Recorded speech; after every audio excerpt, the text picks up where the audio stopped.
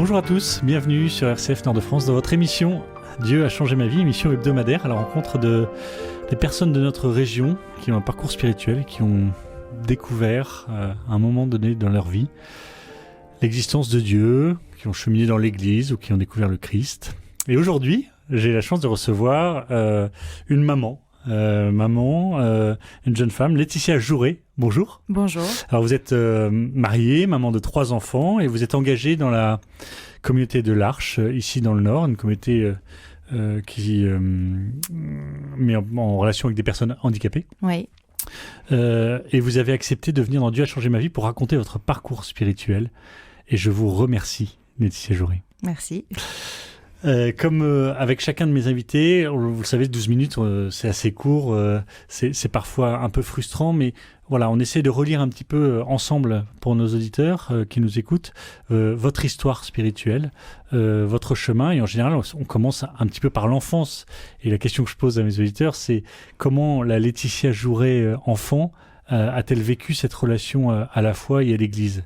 Vous étiez loin, oui. Éloigné ou vous étiez proche ? Alors j'ai eu la chance pendant mon enfance d'avoir des parents catholiques, pratiquants, qui témoignaient de leur foi déjà avec un couple engagé, solide, et une maman voilà, qui prenait en charge la catéchèse, qui était très investie dans l'école au niveau de la catéchèse et qui nous a poussés voilà, aux différents sacrements, la première le baptême bien sûr au début, la première communion, la profession de foi, la confirmation, et qui nous a aussi poussé à faire des pèlerinages qui ont été des moments forts et qui m'ont mis sur le chemin voilà, de cette vie chrétienne, et avec une relecture qui m'ont surtout permis de connaître la parole de Jésus à travers les évangiles.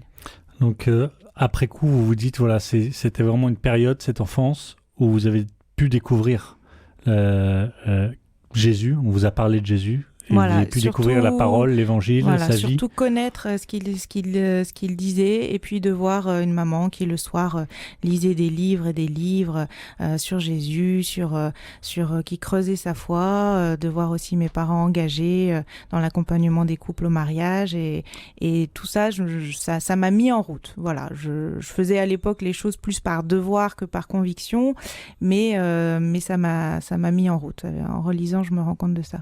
Donc votre maman a été un témoin particulier.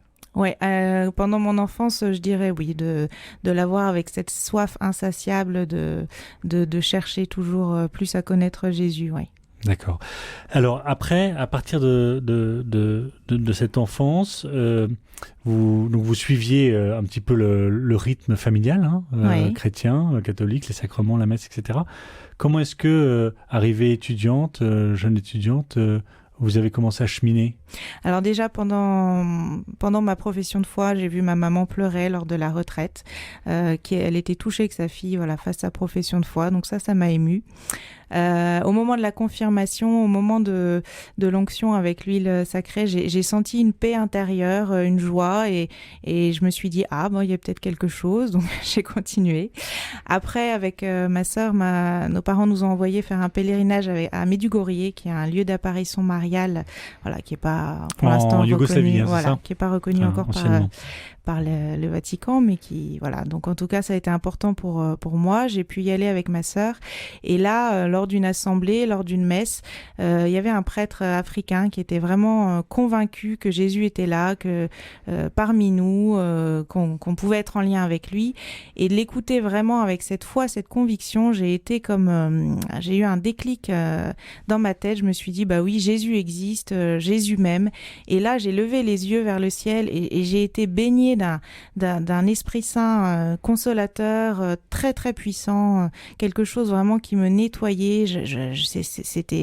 C'était bizarre parce que j'avais des flashs lumineux, j'étais vraiment complètement quelque chose un peu de surnaturel, je comprenais pas ce qui m'arrivait.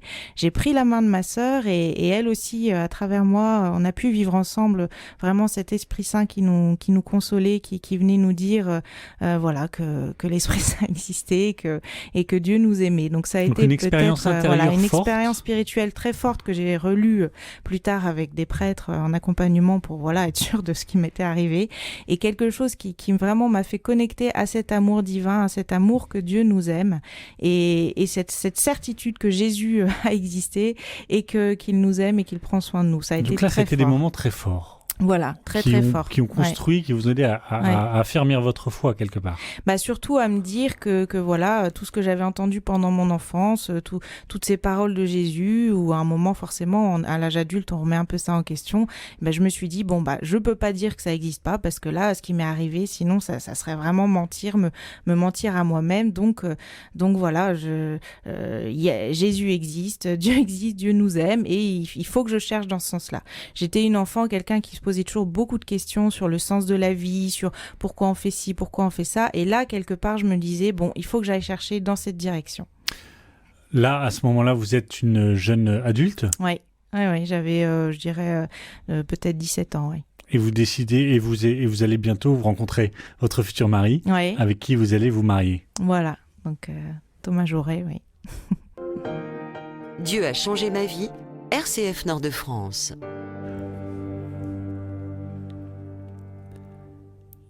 Et alors, comment Laetitia Jaurès, une nouvelle étape dans votre vie ? Vous vous mariez et vous partez vivre en coopération, c'est ça ? Oui, alors déjà, on a cette chance. Je vis vraiment cette rencontre avec mon mari comme un cadeau du ciel, parce qu'on partage ensemble ce désir de mettre en application ces valeurs chrétiennes qui nous tiennent à cœur, et on décide tous les deux de partir jeunes mariés en coopération au Chili, pendant 1 an, avec un projet porté par la DCC et en lien avec une association. Et là, un jour, vos parents vous disent qu'ils viennent vous rendre visite ? Oui, alors mes parents, donc maman qui à l'époque avait 49 ans, papa 48, décident de venir nous voir, effectivement, voir nos projets, nos actions dans les bidonvilles et voir ce qu'on réalise. Ouais. Seulement là, vous vous rendez à l'aéroport pour les accueillir. Ouais. Et là, il se passe quelque chose. Voilà, je me rends à l'aéroport et j'apprends que je dois me présenter au comptoir d'Air France. J'ai papa au téléphone qui m'annonce que maman est morte subitement d'une embolie pulmonaire, et que voilà, il n'a rien pu faire, qu'elle est partie. Et là, je m'écroule par terre, je tombe par terre sous les yeux des passagers. Et je ressens un immense cri de détresse. J'ai perdu ma maman, une énorme douleur. Et tout de suite, j'ai ce réflexe, je me tourne vers le Seigneur, je lui dis non mais c'est pas possible. Voilà, une détresse, j'étais vraiment écroulée. Et là, donc cette première grosse blessure va engendrer chez vous un chemin de difficulté. Voilà, donc c'est cette première grosse blessure. Alors déjà, une fois que je crie vraiment cette douleur, je sens une force à l'intérieur qui me remet debout. Voilà, et je me souviens la première nuit, donc on retrouve mon père à Buenos Aires, et je lui dis papa, il y a encore des belles choses pour toi à vivre sur cette terre, c'est vraiment, accroche-toi. Je sais que tu as envie de retrouver maman, mais ça vaut le coup de s'accrocher. Et pendant cette première nuit de détresse, ma révolte, mon énorme révolte se transforme vraiment bizarrement un peu en gratitude, en me disant maman aurait pu partir 1 an et demi plus tôt quand elle est venue nous voir. On a habité 6 mois en Australie à l'époque. Et du coup, il y a un renversement de situation. Je me dis finalement, quelque part, merci qu'elle ait pu vivre au moins jusqu'à 49 ans pour être avec nous jusqu'à cet âge-là. Malgré ça, ça va être une fragilité quand même, et une blessure qui va creuser en vous. Ça crée un gros traumatisme qui creuse en moi. Et vous allez connaître la dépression, Laetitia. Voilà, une énorme blessure, parce qu'après, quand j'ai voulu être maman, malheureusement, j'ai fait une grossesse extra-utérine, une fausse couche et une thérapie pas adaptée. Une thérapie, ce qu'on appelle une thérapie brève. Et du coup, des crises d'angoisse sortaient chaque jour, à chaque moment de la journée, et me laissaient désemparée dans une détresse absolument pas possible. Et là, vous allez passer plusieurs années à combattre ces angoisses, à toucher le fond en étant vraiment dans une dépression profonde. Ouais, alors j'ai eu la chance quand même d'être accueillie par mon père qui a pu prendre soin de moi, mais ça n'a pas suffi. J'ai connu l'hôpital psychiatrique une première fois, et puis à d'autres reprises, suite encore à des traumatismes de perte, notamment de fausses couches, qui venaient réveiller ces douleurs et vraiment des traumatismes profonds que ni les médicaments ni les thérapeutes n'arrivaient à guérir. guérir. Et alors cette profonde dépression, cette profonde tristesse, cette maladie de l'âme, Oui. comment va-t-elle guérir ? Alors déjà, pendant toutes ces périodes, voilà, je sentais au fond de moi, j'étais convaincue que la réponse se trouvait dans ma foi et dans ma relation à Jésus. Donc avec mon mari, il y a 1 an et demi, 2 ans, on a décidé de partir avec la communauté du Chemin Neuf, qui est une communauté ignatienne. Donc vivre un temps de formation spirituelle et de vie communautaire pendant 4 mois dans une abbaye en Espagne, de prendre un moment privilégié. Voilà, je savais que la réponse serait... je me disais, si j'arrive à me sentir aimée de Jésus comme je suis, avec mes blessures, mes traumatismes que je suis, je vais être guérie. J'avais cette intuition-là. Et là, en Espagne, qu'est-ce qui se passe ? Et alors en Espagne, pendant une journée assez vite, j'allais souvent prier à l'église, je me mets à genoux sur mon petit banc de prière et là je me tourne vers Jésus et je lui dis Jésus, je t'en prie, vraiment guéris-moi, viens me rencontrer, viens à mon secours, il n'y a que toi qui peux me guérir, j'en suis persuadée, j'ai tout essayé, viens me rencontrer. Et là donc j'avais la tête baissée, j'ai senti comme si on m'enlevait un sac à dos des épaules, un poids de 25 kilos, je me suis sentie re-respirer, allégée, soulagée, et là je relève la tête et je vois l'exposition du Saint-Sacrement.